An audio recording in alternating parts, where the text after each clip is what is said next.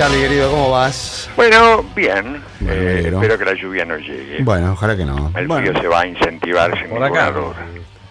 Bueno. A esta hora hace mucho frío, así que no creo que tengamos No mejor hace temperatura tanto que ahora. frío, no hace tanto frío. Está buscando excusas para prender la parricama. Dejate bromar. Vos porque estás condenando a los compañeros ahí a vivir en el polo. Todo el mundo se queja hoy lo que hace vos con el aire también. acondicionado, No, pero hermano. mira que hoy no. Hoy Vos tenés arma de pingüinos, así.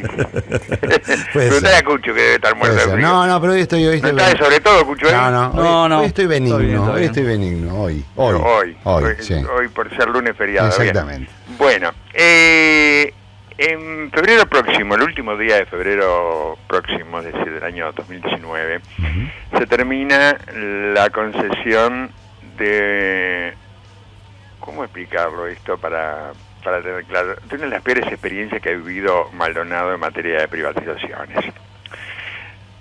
Esto comenzó en el año 92, cuando el gobierno del doctor Luis Alberto Lacalle, en función de los problemas que había con el servicio de agua potable al este del arroyo Maldonado, es decir, los balnearios de la Barra hacia allá hasta José Ignacio, que ni cerca eran entonces lo que son hoy, obviamente. La Barra tenía otras características, los balnearios que están entre la Barra y José Ignacio tenían un desarrollo muy pequeño, vivía muy poca gente, ahora vive muchísima gente allí, ¿no? Y José Ignacio también era un pueblo en desarrollo, digamos, tampoco cerca de lo que es hoy. Pero allí había muchos problemas con el servicio de agua potable. Llegaba el verano y caían 3 personas más que el resto del invierno y se terminaba el agua, no había presión, había muchos problemas, ¿no? Y muchas quejas. Muchas quejas con el servicio que prestaba vos en realidad en el departamento de Maldonado. Y allí se intentó una primera experiencia con la privatización de este servicio. Es muy curioso cómo ocurrió todo, porque en realidad se llamó a licitación el 3 de junio del año 92 y se adjudicó el 11 de diciembre del año 92, de ese mismo año, ¿no? 2 días antes, 11 de diciembre, acordate, era viernes de tardecita, el directorio de OCE adjudicó 2 días antes de aquel plebiscito que sirvió para derogar la ley de empresas públicas, ¿no? No fue plebiscito, fue referéndum en realidad. Sí. Por el cual 1.293.016 uruguayos se expresaron a favor de la derogación contra 489.302 que pretendían mantener la ley. Les voy a dar un dato para que entiendan cuál fue la magnitud del problema que se generó a partir de entonces. Las tarifas que empezó a cobrar Agua de la Costa a partir del año 93, cuando se hizo una ley, digamos, interpretativa de este referéndum, que fue la ley 16.361, a la que solo se opuso el diputado Elio Sartú del Frente Amplio, fue el único que votó en contra. Y miren cómo quedaron las tarifas de Agua de la Costa a partir de entonces. Presten atención a este detalle porque es increíble, ¿no? Y esto fue el motivo de la rebelión popular que comenzó después. OCE cobraba entonces por cargo fijo de agua 116 pesos con 74. Agua de la Costa cobraba 780 con 72, es decir, 7 veces más. El cargo fijo de saneamiento era 34 pesos con 13. Agua de la Costa cobraba 1.381 con 87, es decir, 40 veces más. El costo del metro cuadrado de agua OCE lo cobraba a 9 pesos con 19 centésimos. Agua de la Costa lo cobraba a 28 centésimos. El negocio de ellos era el saneamiento. El costo de la conexión de agua era de 1.162,10 para OCE, pero Agua de la Costa cobraba 19.299 pesos, es decir, 16 veces más. Y el costo de la conexión al saneamiento, que OCE lo cobraba a 464 pesos con 84, Agua de la Costa lo cobraba a 37.474 pesos, es decir, 80 veces más. Terrible. Bueno, esto dio motivo a que la gente, sin usar el agua de su casa, por ejemplo, con los costos, los cargos fijos, pagaba una fortuna, ¿no? 2.000 pesos sin usar ni siquiera cisterna, ¿no? Gente que no estaba, pagaba 2.000 pesos por mes. ¿Cuál era el razonamiento que hacía la empresa? Bueno, que había pocos clientes. Ellos dicen que tenían 3.000 clientes y tenían que hacer obras muy importantes, y entonces este fue el razonamiento que emplearon para aplicar estas tarifas, que obviamente motivaron una revuelta popular. Es decir, la gente se cansó de esto y empezaron una serie de movilizaciones muy importantes, tal vez de la más importante que recuerde Maldonado, por su continuidad y su frecuencia. Hoy el país dice que se quemaron cubiertas. Yo estuve todavía, nunca vi quemar cubiertas en esas manifestaciones, digo con franqueza, nunca vi quemar. Hubo marchas, varias marchas de vecinos hacia Montevideo, sí, para protestar ante OCE por lo que pasaba aquí, manifestaciones de todo tipo, tanto en La Barra como en Maldonado. Se formó una comisión en Maldonado, integrada por vecinos que además tienen una característica particular, eran vecinos de muchos partidos políticos, de casi todos los partidos políticos, digamos, que estaban muy molestos con esto, enojados con esto, y porque además veían un futuro negro para el resto del departamento a partir de esta experiencia, como después ocurrió, ¿no? Porque en el año 2000 también se privatizó el agua potable de todo el departamento, con otra empresa. En realidad, la empresa Aguas de la Costa era propiedad del empresario Níber Venencio, un hombre muy conocido en Maldonado por un hombre de la construcción, un constructor muy conocido, que no tenía ningún antecedente como operador de algún servicio relacionado al agua potable, más que abrir la canilla de su casa o instalar este servicio sanitario del departamento, el único contacto que tenía con el agua potable, ¿no? Pero bueno, ahí estuvo la mano del senador Wilson Sanabria, que lo ayudó para ganar esta licitación, y también lo ayudó a salir de ella, porque como los vecinos se rebelaban, no había suficiente conexión, la gente se negaba a pagar, la empresa se fue desfinanciando. Y entonces Venencio, que tenía una sociedad con 2 ex ingenieros de OCE, que dejaron OCE para irse a la empresa privada,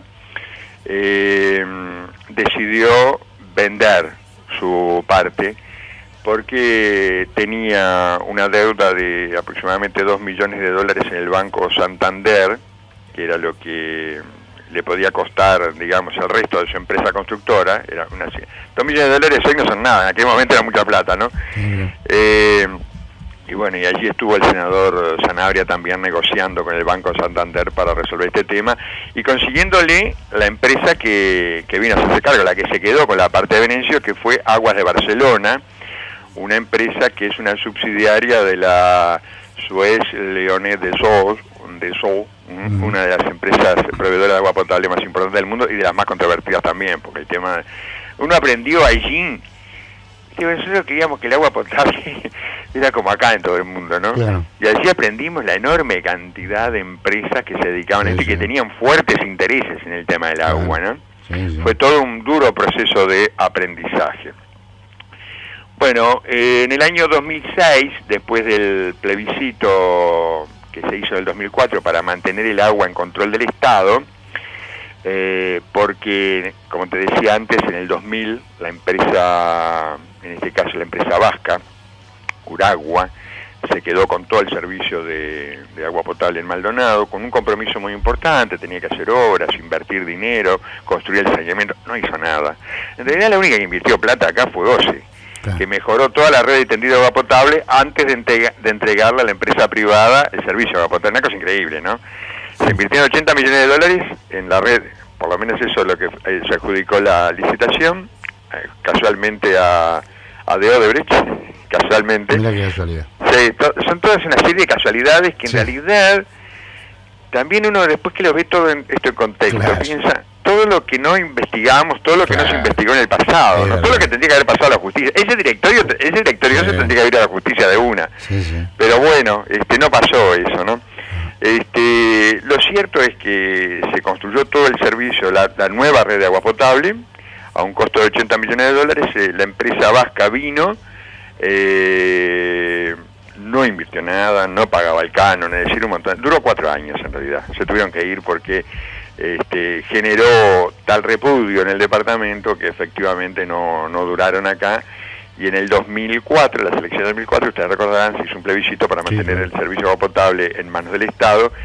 Y entonces acá surgió un híbrido bastante extraño, porque en realidad Maldonado es una unidad independiente de OCE.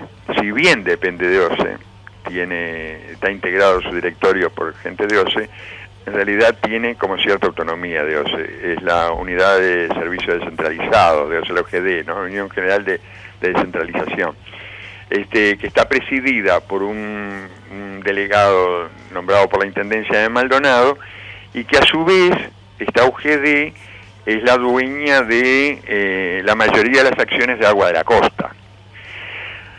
Hoy el actual presidente de OCE le decía al país que bueno, van a ver qué hacen, cómo queda esto. No, acá no hay mucho para hacer, digamos. En realidad, primero, hay que cumplir con lo establecido en el 2004. El servicio de agua potable lo proporciona el Estado, es público. Sí.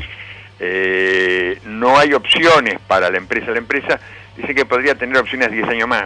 No puede ocurrir porque ya existe ese antecedente legal.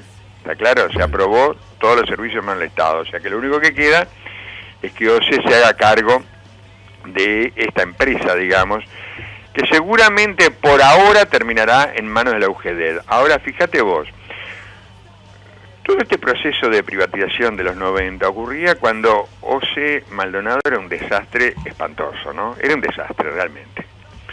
Había caños pinchados en todos lados, se sostenía que lo que recaudaba el departamento no permitía financiar ninguna obra, y entonces era imposible para OCE encarar alguna solución a los problemas que tenía Maldonado. Generaba mucho dinero en verano, por ejemplo, por la actividad turística, y era cuando más se necesitaba el agua. Yo recuerdo un gravísimo entredicho que tuvieron Jorge Valle y el entonces intendente Benito Ester, por dos cosas, ¿no? La primera, que un día Valle estaba bañando y tuvo que terminar bañándose con agua mineral porque se le cortó el agua. Y lo relajó todo al intendente. Que no era responsabilidad de él, pero bueno, lo relajó todo al intendente. Y después por una famosa piscina que se había construido Benito Ester en la casa del intendente, que en realidad era una piscina de plástico que debía tener 1 metro por 1,50, que era para los nietos. Pero bueno, hubo todo un escándalo político allí por la piscina mientras estaban todos estos problemas con el agua, ¿no? Lo cierto es que los problemas eran múltiples, las soluciones fueron espantosas, generaron un daño espantoso al Estado porque se perdió de recaudar mucho dinero. ¿Y cómo terminó esto? Bueno, el saneamiento, que hoy tiene casi todo el departamento, lo construyó OCE, claro. Lo construyó la UGD, claro.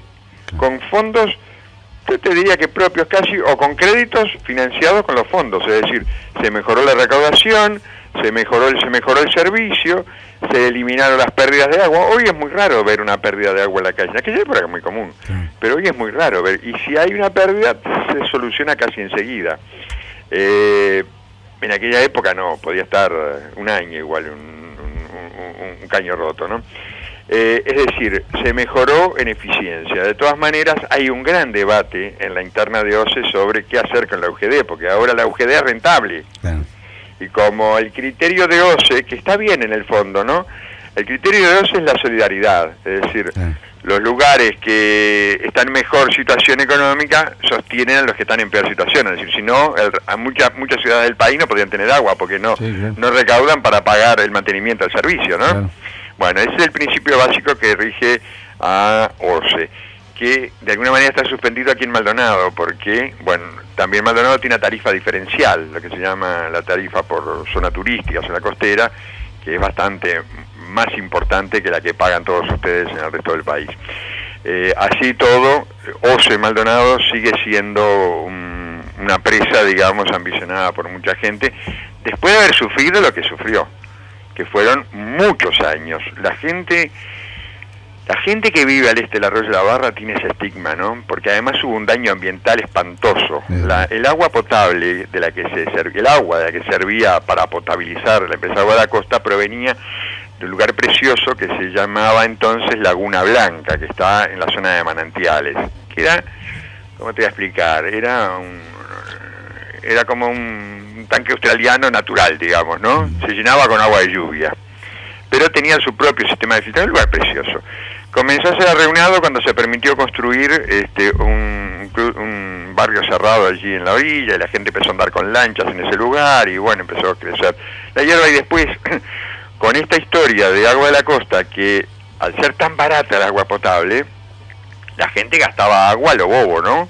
Hasta que se dieron cuenta que en realidad el negocio no era el agua potable, sino el saneamiento, que era el negocio de la empresa, lo que le cobraba por el saneamiento.